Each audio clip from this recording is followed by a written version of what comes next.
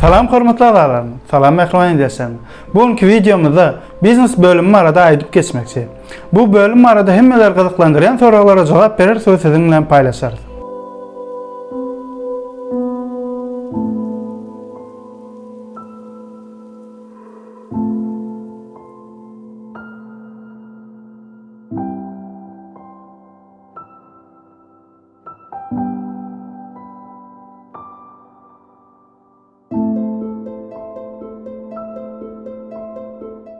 Birinci sorum. Biznes bölümü näme? Biznes bölümü maliýe, buhalteriýa we dolandyrys, marketing, öňçilik we biznes dünýasynda hyzmat edýän türlü görnüşli edaralaryň we guramalaryň adam resurslary boýunça başarykly iş ýerleri taýýarlanýan uniwersitet bölümdir.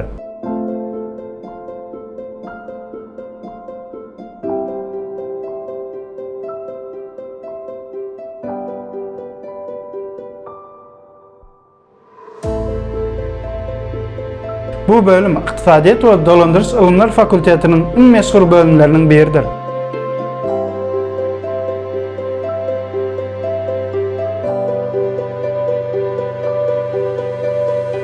İkinci sorum. Bu bölümün okuw dowamlygy näçe ýyl?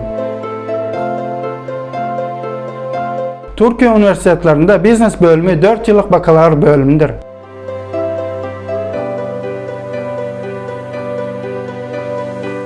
Üçüncü sorum. Okuw döwründe beriljek bilimler we tejribeler. Biznes bölümünde iqtisadiýat, esasy iş, biznes we iqtisadiýat hasaby, statistika, hasapçylyk, marketing, maliýe, adam resurslary, dolandyrys we gurama ýaly köp sanly dersler girdilendir.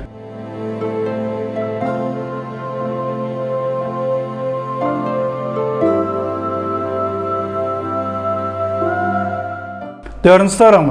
Bölüm kutaran talipler haýsy bilim derece eýe bolarlar? Bu bölüm kutaran talipler 4 ýyllyk bakalavr derejesine eýe bolarlar. Eger bilim derejesini artdyrmak isteseler 2 ýyllyk master derejesini hem okap bilerler.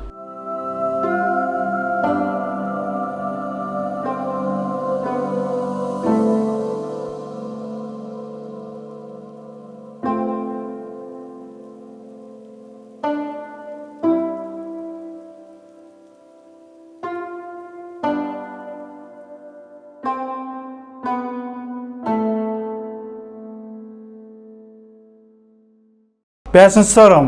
Bu bölüm kutaran talipler haýsy işler bilen meşgullanýarlar? Bu bölümün uçurumlary, hususy edaralary, fiýagatçylyk we maslahat beriş edaralary, audit, ätýaşlandyryş, daşary sewda we transport budaklarynda türlü derejelerde işläp bilerler.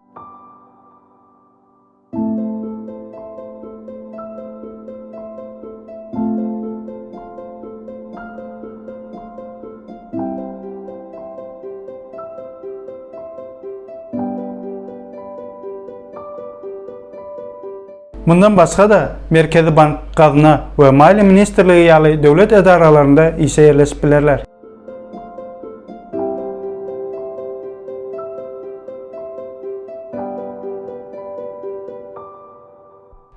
Eğer video goňuňyza yaramasa like tüýmesini basmagy we kanalyma abone bolmagy unutmaň.